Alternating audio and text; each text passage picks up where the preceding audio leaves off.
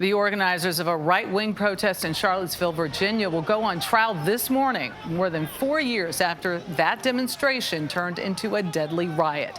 10 plaintiffs are suing about 24 organizers of the Unite the Right rally, claiming they violated their civil rights and are responsible for their physical and emotional injuries. Jeff Pegues is at the federal courthouse in Charlottesville. Jeff, good morning.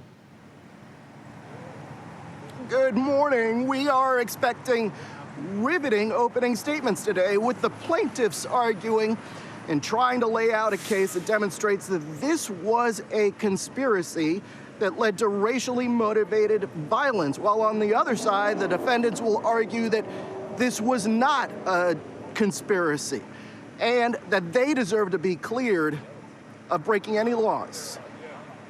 On Wednesday, jurors in the Charlottesville riot civil trial were sworn in. The defendants, members of white supremacist and neo-Nazi groups, who in 2017 marched through the streets carrying torches and violently clashing with counter-protesters. One neo-Nazi plowed a car into a crowd, killing Heather Heyer. Liz Sines narrowly escaped injury during the clash and is the lead plaintiff in today's case. I don't think I will ever not be scared. The plaintiffs allege social media posts and text messages prove the defendants' intent to engage in violence leading up to the rally. In 2 social media posts, "I'm ready to crack skulls. Fight until the last drop."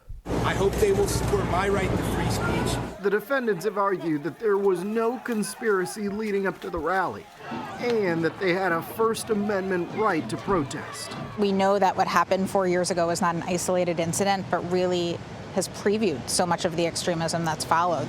Amy Spitalnik's organization, Integrity First for America, is providing support to Sines and other victims in the case. There was such a lack of accountability for the violent extremism we saw on display here, and that's what this case is about, making clear that if you are part of this violent hate, if you conspire to bring violence, to attack people based on their race, their religion, their willingness to defend the rights of others, you will face consequences. And with cases like these, security is always a concern, and it will be a concern today and going forward in this case. Michelle. All right. Thank you, Jeff. And I just have to say, it's been 4 years. Hard to believe on that. But this was really the first incident of its kind we'd seen of this kind of right-wing extremism. Yeah. And it raises a fascinating legal question about whether if you bring these people together, these powers, these forces, and they are unleashed in a deadly direction, are you, the organizer, responsible? Yeah, and there's a clear distinction between a nonviolent protest and what we saw 4 years ago, that's for sure.